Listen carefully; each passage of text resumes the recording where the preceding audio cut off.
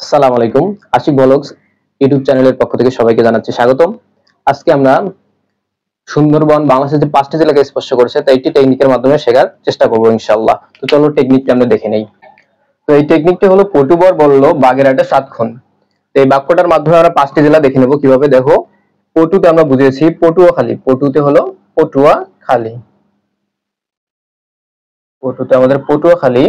বরতে হলো বরগুনা, বরতে বরগুনা।